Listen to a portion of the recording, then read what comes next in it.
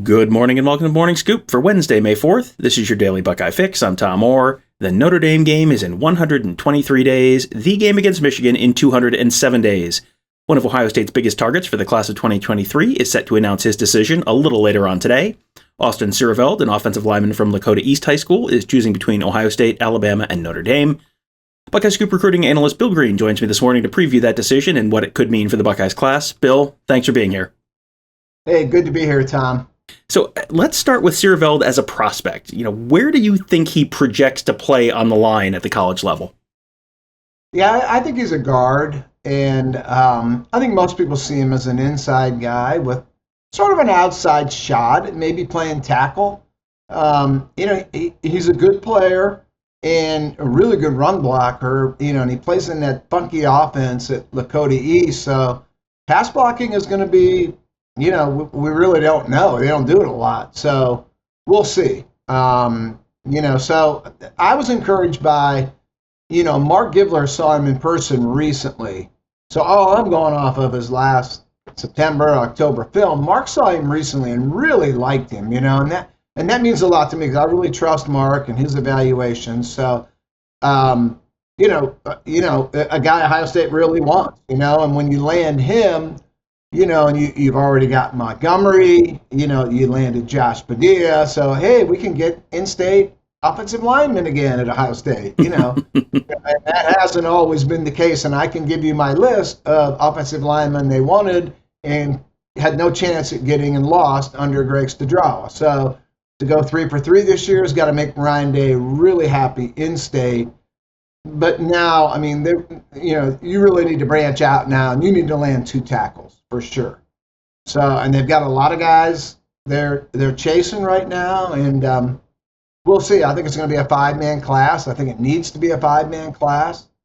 Starting off with the 3 Ohio kids, good start, but you got to finish. They need more than just this. Yeah, it sounds like you're feeling pretty good about Ohio State's chances to land him today. And this would not be the first. Yeah, this would not be the first Southwest Ohio offensive lineman from a very run-heavy high school offense to potentially succeed at Ohio State on the interior of the offensive line. That sounds suspiciously like Josh Myers' story to me. So, and he turned out just fine. But in terms of finishing out that class, you mentioned the tackles. You've sort of heard mixed stuff in terms of where they stand with certain guys, and certain guys like Caden Proctor sound like they've kind of fallen completely off the board. Do you have a sense for some of the other names that people should be kind of keeping in mind in terms of who those last couple offensive linemen could be after Siereveld? Yeah, there's a bunch of names out there. We've written about them on Buckeye Scoop, the Lineman kid, Okunlola. There's 3 or 4 guys they're considering, and right now it's still really, really early. So I think things will come into more clear of a view as we get into June. It just seems like the Ohio State camps are primarily for the younger high school kids to come there and earn a scholarship. But, man, we see a lot of the guys they're considering right now show up at camp, whether they work out or not. Sometimes they do, sometimes they don't. But they're there on those visits. And that has proven to be just an amazing recruiting tool that whole month of June, early June, when they have those team camp, or not team camp, but they have their camp days, and a lot of big-time guys show up. So there's also some official visits being scheduled for June. So I would compare right now, they just completed like the first quarter of an NBA game. And when we get through those June camps, now you're looking at like halftime of an NBA game. So it starts to get a little serious.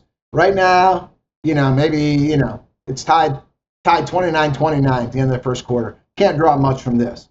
You're happy where you're sitting right now, but, man, you need more. So that's what I'd say. I'd say when we talk in late June, I think we'll have a far more better idea of where things are churning with this offensive line group and the rest of the class as well. Ohio State actually just this week released the schedule for those camps. The first one is 4 weeks from today, Wednesday, June 1st. So looking forward to being back out there and seeing some of those prospects in person. It is incredibly valuable to see those guys. And it's funny. You look back at photos from last year, and it's all these names that you didn't necessarily know. And it's like, oh, look, there's Caleb Downs. Oh, look, there's there's AJ Harris. Oh, look, there's Hero Canoe, and all these names that every Ohio State recruiting fanatic probably is well versed in now. Got to see him like a year ago, get a little head start on the scouting there. Tony Gerdeman is going to be at Austin Siereveld's announcement today. We'll be streaming it live at youtube.com/BuckeyeScoop. That is scheduled to start Wednesday afternoon at 3:15 p.m. Again, youtube.com/BuckeyeScoop. You can watch that one live. This week, Bill also shared some thoughts on the NFL draft, some winners and losers, both in terms of teams and individual players. As a Steelers fan, didn't seem thrilled with the Steelers draft, but we'll set that aside for now. Instead, let's just talk about some Buckeyes. There was a trio of former Buckeyes who went back to back to back in the first round. 3 picks in a row in the first round who played together in the same position group at one point seems like something that may never happen again. Oh no, it's unbelievable. And that little hour-long segment in there was such a commercial for Brian Hartline and Ryan Day's offense and Ohio State in general. They had to love that. I'm sure Ryan Day was just like a proud papa there. And, if you look at, some of Hartline's comments on Jameson Williams, I mean, very, very positive. And it's great to see that. Even though the guy, hey, he left your program, but you still appreciate him for the player and person he is. So I thought that was really classy by Hartline and what we expect from him anyway. But, I mean, to see, Garrett Wilson's name called, and then there go the Saints way up to get Olave, and then Jameson Williams. I mean, it was kind of surreal to see that. We expected all of them in the first round, but to see them all pop within, I don't know what it was, 20 minutes or less than an hour. I mean, that was pretty amazing, and I don't see that happening for a long, long time.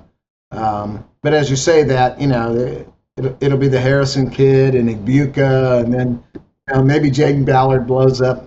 So it might not be that long that we do see it again. I mean, the way he recruits, I mean, these are all first-round draft pick type kids. So, whenever you're looking at guys who made a decision to come out early or guys who made a decision to come back for one more year, there's always a chance to kind of look back and sort of reevaluate that decision after the fact. Chris Olave made a decision that I think most people weren't expecting him to be back for 2021. How did you think that ended up working out for him? Well, when he first did it, I thought, he's a late first-round pick in, last year's draft, and I think he's going to be a late-round pick in this draft. And if you would have talked to me, an hour before the draft started, I still would have said he'd been a late first-round pick. He bet on himself. He won. He won big to get drafted where he got drafted, as opposed to coming out last year and being a late first, early second. I mean, he made himself a ton of money. So coming back, what a great decision, he made. And it didn't seem like it was that great of a decision until it happened. So props to him, man. He bet on himself and he hit it big. And then, his compadre there, Garrett Wilson, bet on himself and left and hit it big. So that it was the opposite, two schools of thought there, and there really is no right or wrong answer at the time. I mean, what Garrett Wilson did was obviously correct, and what Chris Olave did was obviously correct. So these kids, you just root for them, you wish the best for them, you get to know them, and man, you get so involved in this process, trying to put this puzzle together. So both kids, I mean, got to be happy for them. And then Jameson Williams, I mean, he leaves Ohio State, and, how many balls did he catch the year before he left? I mean, like 9 or 10 or something. Goes to Bama and lights up college football, blows his ACL out in the championship game, and you think, well, does he have to go back to Bama for another year? What does he do here? How much does this? It didn't hurt him a bit. ACL, and you get drafted in the 11th spot or the 12th spot, wherever that was. I mean, that's pretty unheard of as well. So, there's another kid that bet on himself and left, Ohio State and went to Alabama, and look how it worked out for him. So, I'm always happy to see it work out well for these kids, especially once you get to know them, and boy, you root for these families and root for these kids. So all three of them just made amazing decisions, and they were all different decisions. And, you mentioned knowing some of these guys for a long time. You and Thayer Munford, for example, go way back. And, he has had, I mean, I'm guessing people sort of know his story. he had a long and winding road to first just to get to Ohio State and then to the NFL. I mean, what'd you think of, what was it like to watch him get picked? I mean, he was a little later than maybe expected, but he got, see him get picked in the NFL draft, knowing all the stuff that it took for him to get there. Yeah. Yeah, I met him before his 8th grade year. I was at a camp down in Cincinnati that was actually put on by his uncle and, Thayer's older cousin, George Brown, Jr., George Brown Sr. put it on, was at the camp, and couldn't help but notice this kid. And, he was so shy and so much lacking in confidence. And his body for like an 8th grader was not where it needed to be. And it really looked like he was headed to be 450 pounds. I mean, he was out of shape and he was just shy and no confidence. And I just took a liking to him, so took his picture, entered him in the scout database and thought, I hope this kid, I hope he becomes something, because he was huge, but he needed to lose weight. He had a lot of things going on there in his life have been documented. And then to see him, become a real prospect at the end of his junior year, ranking him as a 4-star, like, this is unbelievable. This is that overweight 14-year-old. And then to see him actually get offered by Ohio State and take it was just amazing. And he got on the field right away, and he played so good. And, I mean, to see this kid now be an NFL football player from where he was when I first met him, it's just unbelievable to see, and you're so happy for the kid. I've covered a lot of kids, Tom, over 20 years, and you never want to list your favorite or whatever, but he's up there. He's not the favorite. He's close to being the favorite just because of the story, what he's been through, and how great of a kid he is. I mean, I don't know anyone that's met there that doesn't instantly fall in love with the kid and you root for him. So, yeah, happy moment. I just hope everything just works out tremendous for him. Yeah, he is someone who you talk to him on camera and he's very impressive, and then you talk to him off camera and he's maybe even more impressive off camera, and funny guy and just a very, very easy guy to root for. So yeah, that was very cool to see him end up in the NFL. Another guy you've covered for quite a while, another Northeast, a guy there was from Cincinnati and then went up to Massillon, another Northeast Ohio guy, Tyreke Smith, someone you've covered for quite a while. And that sounded like one where you thought that might end up a real bargain for the team that picked him, the Seattle Seahawks. I do. I mean, it doesn't seem that long ago to me, and it really wasn't that long ago, that, someone told me I needed to get up to Cleveland Heights and see this basketball player that was now trying to turn himself into a football player. And Tyreke's older brother was a D1 college basketball player, but, Tyreke was smart enough. He had a great coach in Mac Stevens at Cleveland Heights who kind of counseled him that you have a chance to be exactly what he is today. So to watch him at first, I mean, he was so raw, had no idea what he was doing, but you saw this 6'4", 250-pound body that was so quick. He had the greatest footwork. And the thing is, he wanted to be a great football player. And he knew he was behind. And there's only one way to play catch up, and that's you got to put the time in. When the other guys are putting 3 hours in, you got to put 8 hours in. That's the only way you catch up.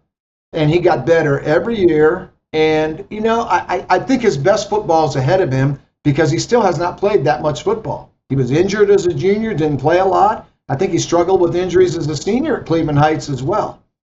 At Ohio State, he had some injury issues. So I think his best football is ahead of him. If he's 100% healthy, he's going to make it because he's going to outwork everybody.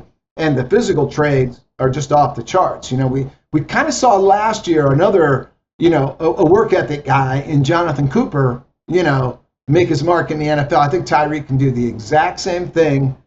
And in fact, I think he has a little more raw physical talent than Jonathan Cooper does. So I'm expecting big things out of Tyreke. If he's healthy, he's going to be fine. Well, a lot of those stories and a lot of the background for the stuff that you just heard, and we're probably as captivated by as I was, came from getting to know these players as high school players before anyone else knows their name. Mark Givler and Kevin Noon are on their Southern swing this week, doing pretty much exactly that, getting to scout guys in person, interview guys in person, get to know guys, talk to the coaches, all that kind of stuff, generating a ton of content. If you go to the front page of BuckeyeScoop.com, it is just a wall of stories from Mark and Kevin right now as they're talking to loads of really talented players. A lot of guys who Ohio State would love to have in their 2023 and 2024 and 2025 classes and beyond. So make sure you check all of that stuff out at Buckeye Scoop. Tons of great content. And again, the plan is to have those guys, at least one of those guys, on a little later on this week to talk about that. So we'll have them on hopefully a little later on this week. They're very busy, and there's a lot of driving, and there's a lot of interviewing, and a lot of all that fun stuff. But we'll try and get one of those guys on at least later on the week to talk about that. So thank you guys all for joining us. Have a great day. We'll talk to you tomorrow.